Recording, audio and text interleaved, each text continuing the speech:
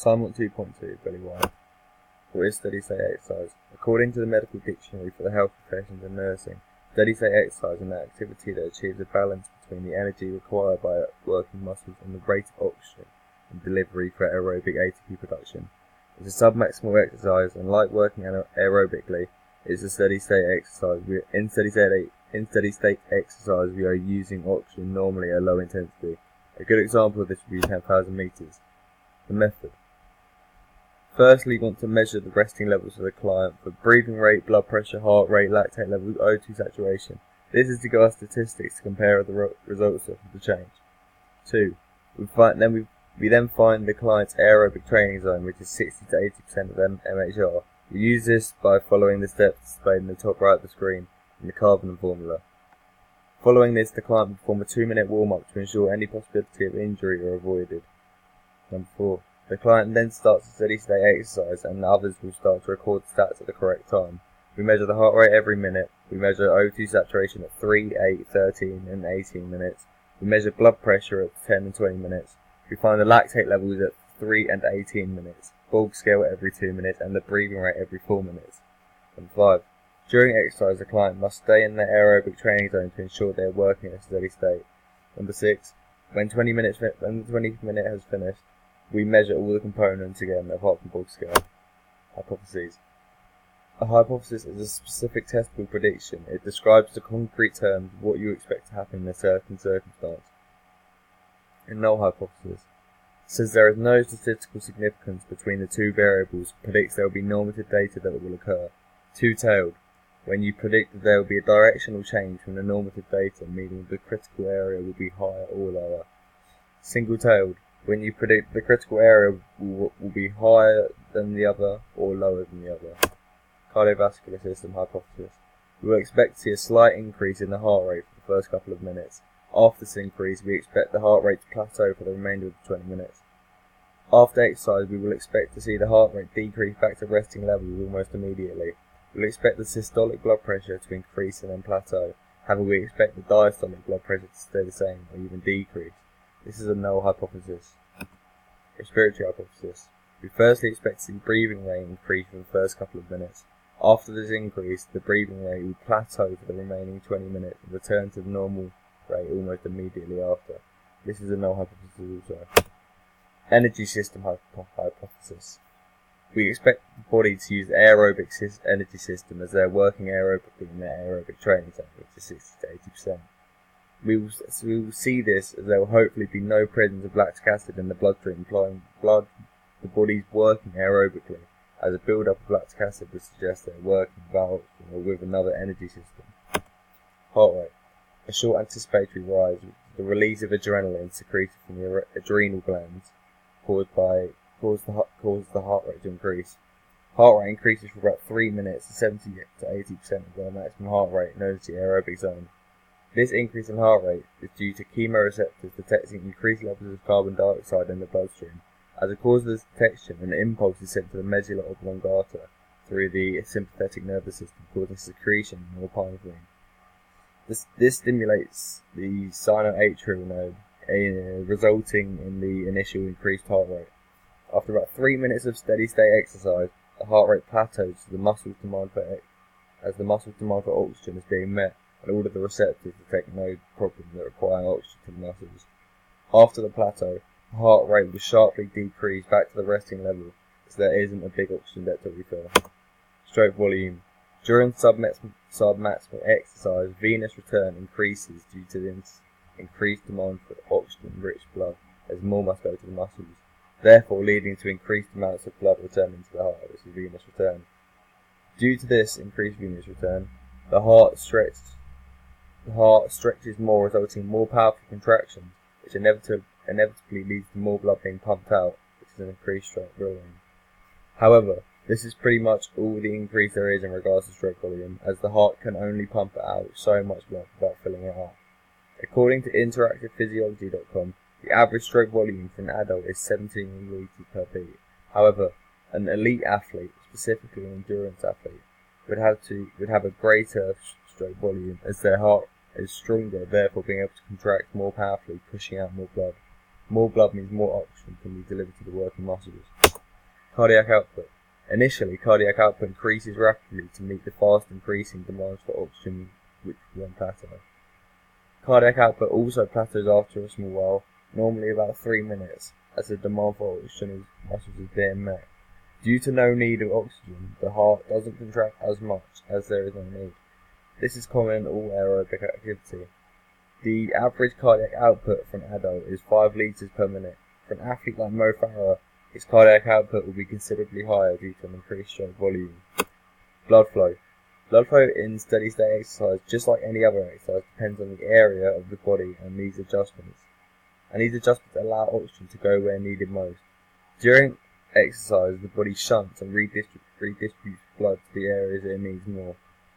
This maintains optimal performance by increasing the supply of oxygen to certain muscles. This is called vascular shunting. For example, at the non-essential organs in regards to the activity being performed, the precapillary sphincters will be stimulated, causing them to constrict as no oxygen is needed at the organs, and the blood that would be transported there would have more use at the working muscles. This is called vasoconstriction. The precapillary sphincters at the working muscles will dilate and widen. This is vasodilation, and it allows a higher volume of oxygen-rich blood to be transported to the working muscles so they can work more efficiently and meet the demands of steady-state exercise. According to the health.com, the opposite of vasoconstriction is vasodilation. However, it's essential to understand that the two functions can happen at the same time, and it's more common than not that will happen. Blood pressure. The dilation of blood vessels near the working muscles reduce blood pressure. However, this is counteracted by the increase in blood pressure as resulted by an increased cardiac output. Systolic blood pressure increases to ensure oxygen-rich blood is delivered to the muscles for the workload. There is then a plateau as the muscles are getting sufficient amounts of oxygen. Diastolic blood pressure will stay the same or slightly decrease. The only reason it may decrease is due to vasodilation. Thermoregulation. Thermoregulation is a process that allows your body to maintain its core internal temperature. In almost all exercise, the performer's body temperature will alter. When excess heat is produced due to exercise, the body knows it must rid it to maintain the normal body temperature for during exercise of 37 degrees Celsius. One way to rid excess heat produced as a result of steady-state exercise is sweating. The sweat evaporates, it cools the skin, decreasing the body temperature. Another way is through movement and dilation of blood vessels. When hot, blood vessels rise to the surface of the skin where evaporation takes place, once again cooling down the body. Venous return. According to cvphysiology.com, venous return is when deoxygenated blood returns to the heart. Venous return increases during steady-state exercise. The heart must contract, therefore pump more to reach the demands for oxygen for the working muscles. With more pumps comes more blood that must return, as cardiac output can only increase to a certain amount due to the limited size. Venous return must always be equal to cardiac output. Starling's law. Starling's law is the idea that stroke volume increases in response to an increase in the volume of blood in the ventricles. According to Pearson School and fecolleges.co.uk, this stretches the ventricular wall, causing the cardiac muscle to contract more forcefully. The stroke volume may also increase due to stronger contractions in the cardiac muscles during exercise.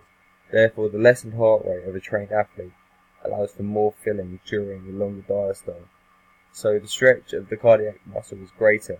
This in turn increases the stroke volume. This law and changes in stroke volume, etc., can be dependent on venous return, and as venous return increases during steady-state exercise, the stroke volume will increase, which shows evidence of this law in steady-state exercise. Tidal volume. This increases dramatically during steady-state exercise due to the body's demand for more oxygen and the need to offload increased amounts of carbon dioxide. As the body starts to need an increased amount of oxygen, the depth of breath, tidal volume, will increase, so more oxygen can be taken in or more carbon dioxide can be breathed out, optimizing the body's maintenance of performance. Breathing rate. Breathing rate will quickly increase for the first minute or two of steady-state exercise, as it needs to reach the demands for oxygen to ensure the muscle can effectively contract and work at constant intensity. Therefore, the performer can continue at that intensity for a long time. The body also needs to expire carbon dioxide, which has been created through aerobic respiration. One explanation for expiring it according to Pearson School and fecolleges.co.uk, is that chemoreceptors detect carbon dioxide in the blood.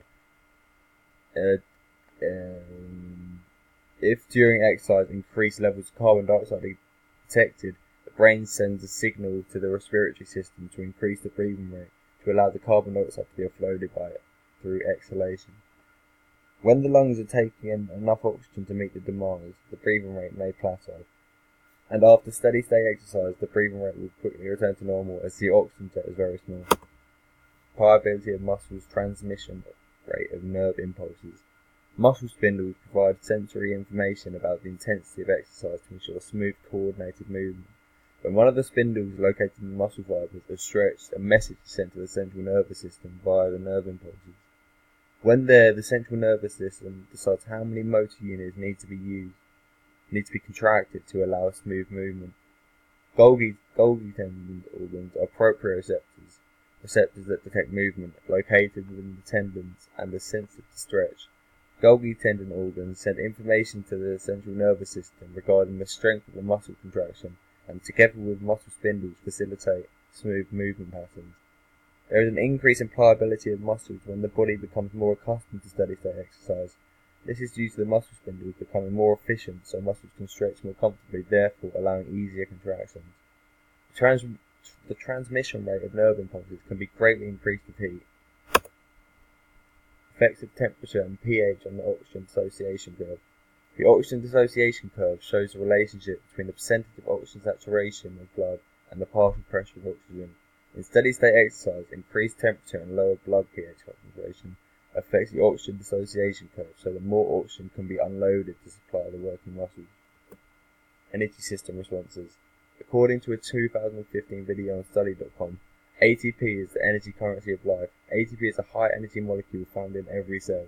They are important as they are used as the main energy source for metabolic functions.